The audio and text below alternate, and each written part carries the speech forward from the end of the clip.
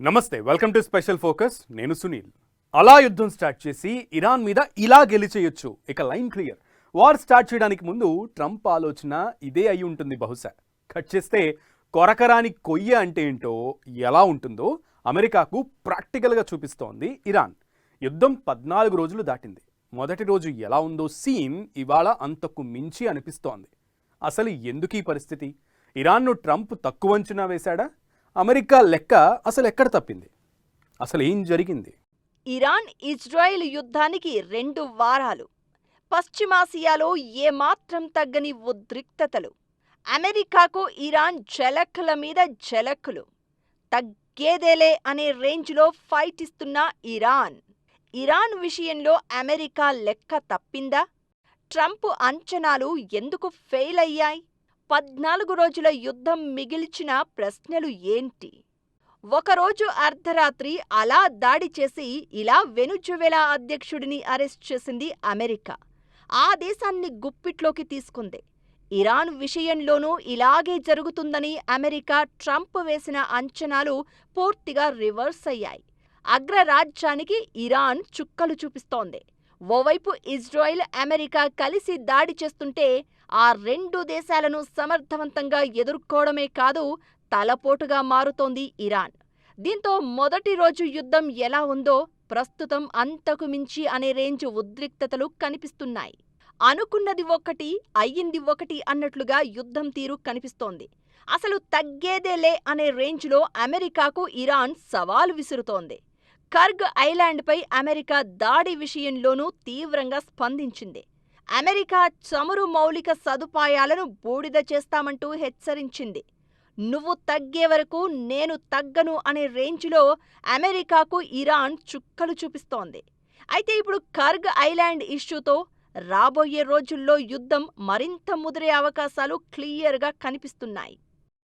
వెనుజువెలా అధ్యక్షుడు Maduro arrest తర్వాత ఇరాన్పై focus పెట్టిన ట్రంప్ ఆ దేశాన్ని దారికి తెచ్చుకోవాలని స్కెచ్ వేశారు. ఇరాన్ చుట్టూ సముద్ర జలాల్లోకి అరివీర భయంకర యుద్ధ నౌకలను పంపించారు. వరుస వార్నింగులిచ్చారు. ఫిబ్రవరి 28న ఇరాన్ అధ్యక్ష భవనంపై దాడి చేసిన అమెరికా సైన్యం సుప్రీం లీడర్ ఖమేనీని అంతం చేసింది. ఇక అంతా క్లియర్. ఇరాన్ చేతుల్లోకి వచ్చినట్లే అనుకుంటే అక్కడే సీన్ రివర్స్ అయింది. ఖమేనీ మరణంతో ఇరాన్ ప్రతీకారంతో ఊగిపోయింది. వరుస దాడులతో చెలరేగిపోయింది. ఇజ్రాయిల్, అమెరికా మద్దతు ఉన్న గల్ఫ్ దేశాలపై ఓ రేంజ్లో విరుచుకుపడింది. నిజానికి గత ఏడాది కూడా 10 రోజుల యుద్ధం జరిగింది. ఆ టైంలో ఇరాన్ నుంచి ఈ రేంజ్ రియాక్షన్ కనిపించలేదు. ఈసారి ఖమేనీని చంపేసిన తర్వాత ఇరాన్ ప్రతీకారంతో రగిలిపోయింది. ఇరాక్తో చేసిన 8 ఏళ్ల యుద్ధం అనుభవమో కారణం మరేదో కానీ అమెరికాకు చుక్కలు చూపించడం స్టార్ట్ చేసింది. యుద్ధం ప్రారంభానికి ముందు ఏం చెప్పిందో వార్ స్టార్ట్ అయిన తర్వాత అదే చేసి చూపిస్తోంది. ఇరాక్తో చేసిన 8 ఏళ్ల యుద్ధం అనుభవమో కారణం మరేదో కానీ అమెరికాకు చుక్కలు చూపించడం స్టార్ట్ చేసింది. యుద్ధం ప్రారంభానికి ముందు ఏం చెప్పిందో వార్ స్టార్ట్ అయిన తర్వాత అదే చేసి చూపిస్తోంది. తప్పకుండా డొనాల్డ్ ట్రంప్ అనుకుని ఉంటాడు ఇరాన్ ఎంతవరకు ఆగదని.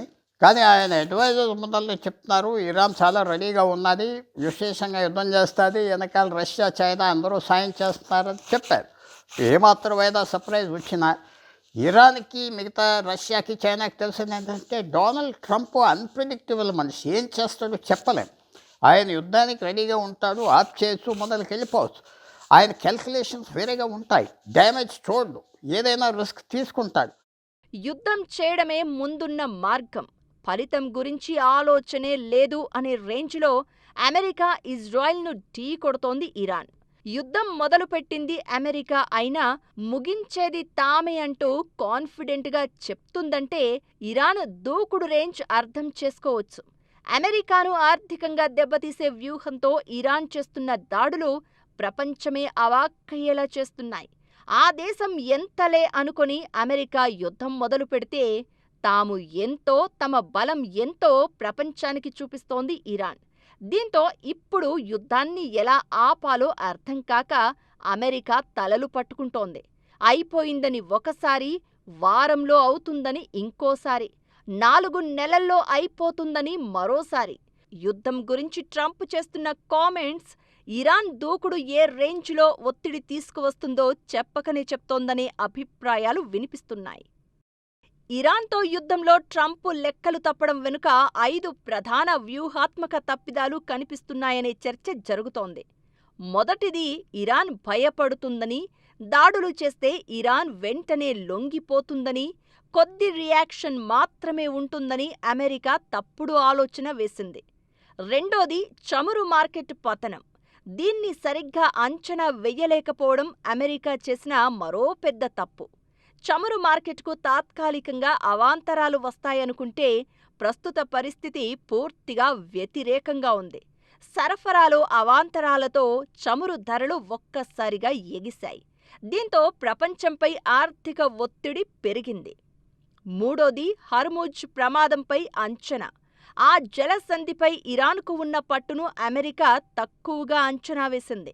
ఆయిల్ షిప్పింగ్లో ఈ దారి అత్యంత కీలకమని తెలిసి కూడా తప్పులో కాలేసింది. నాలుగోది, పాలన మార్పుపై అతి నమ్మకం. భారీగా దాడులతో ఇరాన్ నాయకత్వం అస్థిరమవుతుందని అంచనా వేసింది. దీంతో అక్కడ పాలన మారిపోతుందని నమ్మింది. అయితే అది జరగలేదు. ఖమేనీ హత్య తర్వాత కూడా ఇరాన్ నాయకత్వం బలంగా కనిపిస్తోంది. ఇక 5వ ప్రధాన తప్పు, యుద్ధం ఆపే వ్యూహం లేకపోవడం. వారు ఎలా స్టార్ట్ చేయాలని ఆలోచించిందే తప్ప ఎలా క్లోజ్ చేయాలని అమెరికా కనీసం లెక్క చేయలేదనే విమర్శ వినిపిస్తోంది. ఇరాన్ విషయంలో అమెరికా విధిస్తున్న షరతులు ఇదే చెప్తున్నాయి కూడా. ఇకటు ఇరాన్ చేస్తున్న దాడులు అమెరికా ఖజానాను ఖాళీ చేస్తున్నాయి.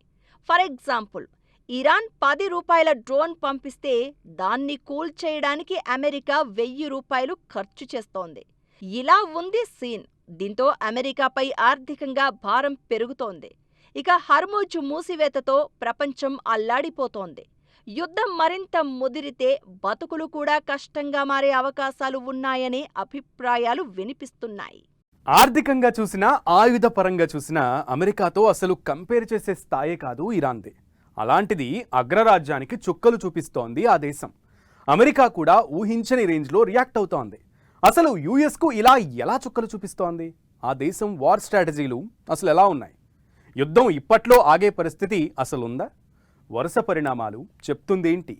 అమెరికాను గురి చూసి కొడుతున్న ఇరాన్. ఇరాన్ ఎలాంటి వ్యూహాలు అనుసరిస్తోంది? అమెరికాను ఇరాన్ ఎలా ప్రతిఘటిస్తోంది? పశ్చిమాసియా యుద్ధానికి ఎండ్ కార్డ్ ఎలా? యుద్ధం ఇలానే సాగితే జరగబోయేది ఏంటి? ఇరాన్ నుంచి అమెరికా కూడా ఇలాంటి రియాక్షన్ ఊహించి ఉండదు. ఆ రేంజ్లో చుక్కలు చూపిస్తోంది మరి. యుద్ధం ప్రారంభమవడానికి ముందు నుంచి ఇరాన్ చాలా క్లియర్గా కనిపించింది. అప్పుడే శత్రువులకు స్ట్రాంగ్ వార్నింగ్ పంపించింది. గల్ఫ్ దేశాల్లో అమెరికా స్థావరాలను లక్ష్యంగా చేసుకుంటామని, హర్ముజ్ జలసంధిని మూసివేస్తామని, యుద్ధంతో వద్దు దౌత్యంతో రావాలి అంటూ మెసేజ్ పంపించింది కూడా. అయితే ఇరాన్ ప్రకటనలను అమెరికా పెద్దగా పట్టించుకున్నట్లు కనిపించలేదు. తీరా యుద్ధం స్టార్ట్ అయ్యాక ఇప్పుడు చుక్కలు చూస్తోంది. ఇజ్రాయిల్పై ఇరాన్ నేరుగా దాడులు చేయడమే కాదు, గల్ఫ్ దేశాల్లోని అమెరికా స్థావరాలపై బాంబులు వేస్తోంది. ఇరాన్ దాడులతో అమెరికాపై భారీ ఒత్తిడి పెరుగుతున్న పరిస్థితి.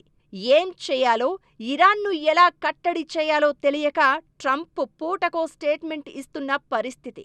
యుద్ధం మొదలై 2 వారాలు పూర్తయినా ఇరాన్ను ఇప్పటికీ పూర్తిగా లొంగదీసుకోలేకపోయింది అమెరికా. పక్కా వ్యూహాలతో అమెరికాను ఎదుర్కొంటోంది ఇరాన్. 100 ఆయుధాలను ఒకేసారి తీయడం కాదు, ఒక్కో ఆయుధాన్ని 100 విధాలుగా ఉపయోగించుకుంటోంది. అమెరికాకు చుక్కలు చూపిస్తోంది. ఈ 2 వారాల్లో యుద్ధాన్ని గల్ఫ్ ప్రాంతం అంతా విస్తరించింది ఇరాన్. హర్ముజ్ మీద పట్టు నిలుపుకుంది. జలసంధిని క్లోజ్ చేసేసింది. దీంతో ప్రపంచం మీద ఆర్థికంగా భారం పడుతోంది. ఇది అమెరికా మీద ఒత్తిడికి కారణమవుతోంది. హర్ముజ్ విషయంలో ట్రంప్ అంచనా పూర్తిగా తప్పినట్లయింది. ఇక యుద్ధం మొదలయ్యాక ఇరాన్ ముందుగా సూసైడ్ డ్రోన్లతో అటాక్ చేసింది. ఆ తర్వాత మిజైళ్లను ప్రయోగించింది. ఇజ్రాయెల్తో పాటు గల్ఫ్ దేశాలన్నీ టార్గెట్లని అక్యురేట్గా ఛేదించింది. అమెరికాకు ప్రపంచంలోనే అత్యుత్తమ టెక్నాలజీ ఉంది. అయితే దీన్ని ఎదుర్కొనేందుకు ఇరాన్ పక్కా స్ట్రాటజీ ఫాలో అవుతోంది. చౌకగా దొరికే డ్రోన్లతో అమెరికా ఇజ్రాయెల్ను దెబ్బతీస్తోంది. 100 కోట్ల విలువైన క్షిపణుల్ని ఎదుర్కోవడానికి ఇరాన్ లక్షల విలువ చేసే డ్రోన్లను వాడుతోంది. ఇదే అమెరికాకు లక్షల కోట్లు ఖర్చయ్యేలా చేస్తోంది. అమెరికాను సమర్థవంతంగా ఎదుర్కోవడం, ఈ రేంజ్ ఫైట్ ఇవ్వడం వెనుక ఇరాన్ పక్కా వ్యూహాలు కనిపిస్తున్నాయి. గూఢాచార సమాచారాన్ని ఉపయోగించుకోవడం, రష్యా యుద్ధ అనుభవం నుంచి నేర్చుకోవడం, శాటిలైట్ చిత్రాలు వినియోగించుకుని పక్కా దాడులు చేస్తోంది.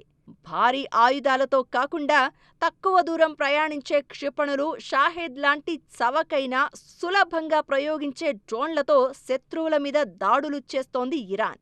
వీటిని పికప్ ట్రక్కుల మీద నుంచే లాంచ్ చేయొచ్చు. రాడారుకు కూడా కనిపించవు. ఇరాన్ ఇప్పటివరకు దాదాపు 3,000కు పైగా క్షిపణులు, డ్రోన్లను ప్రయోగించింది. రియాద్, కువైట్లోని అమెరికా ఎంబసీలు, గల్ఫ్లోని అమెరికా సైనిక స్థావరాలతో పాటు ఎయిర్పోర్టులు, డాటా సెంటర్లు, పోర్టులు, చమురు శుద్ధి కేంద్రాలు, హోటళ్లను టార్గెట్ చేసుకుంది. అమెరికా మిత్రదేశాల రాడార్ వ్యవస్థలను నాశనం చేసేందుకు ప్రయత్నించింది. జోర్డాన్, ఖతార్లో రాడార్ సిస్టమ్ను దెబ్బతీయడమే కాదు, బహ్రెయిన్లో శాటిలైట్ కమ్యూనికేషన్ సెంటర్పై దాడి చేసింది కూడా. రష్యా యుక్రెయిన్ యుద్ధం నుంచి ఇరాన్ కొన్ని విధానాలు నేర్చుకున్నట్లు కనిపిస్తోంది. డ్రోన్లను ఒకే దిశలో కాకుండా వేర్వేరు దిశల్లో పంపిస్తే వాటిని అడ్డుకోవడం కష్టం. ఈ యుద్ధంలో ఇరాన్ చేసింది అదే. పైగా ఇరాన్ ప్రయోగించిన కొన్ని డ్రోన్లలో రష్యా జామింగ్ టెక్నాలజీ ఉన్నట్లు కనిపించింది. అమెరికా డిఫెన్స్ సిస్టమ్ లోపాలు కూడా ఇరాన్కు బాగా కలిసి వచ్చాయి. పెద్ద క్షిపణులను అడ్డుకోవడానికి మాత్రమే ఆ రక్షణ వ్యవస్థలు తయారయ్యాయి. చిన్నవి, నెమ్మదిగా వచ్చే డ్రోన్లను అవి గుర్తించలేవు. రాడార్లో అవి పక్షులు, సాధారణ విమానాల్లా కనిపిస్తూ ఉంటాయి. ఇకటు ఇరాన్ క్షిపణి లాంచర్లలో చాలా వరకు కూల్చేశామని అమెరికా చెప్తోంది. అయితే కాసిం బషీర్ హైపర్సోనిక్ మిజైల్ లాంటి అత్యాధునిక ఆయుధాలను ఇరాన్ ఇప్పటికీ బయటకు తీయలేదు. అయితే యుద్ధం ప్రారంభించింది అమెరికా అయినా ముగించేది తామే అని పదే పదే చెప్తోంది ఇరాన్. అగ్రరాజ్యం అంగీకరించలేని షరతులు పెట్టింది. గెలుస్తామా, ఓడిపోతామా తర్వాత సంగతి, యుద్ధం మాత్రం చేసి తీరుతాం అన్నట్లుగా ఇరాన్ తీరు కనిపిస్తోంది. దీంతో వార్ ఇప్పట్లో ముగియడం కష్టమే అన్నట్లుగా కనిపిస్తోంది. ఇదే ప్రపంచ దేశాలను టెన్షన్ పెడుతోంది.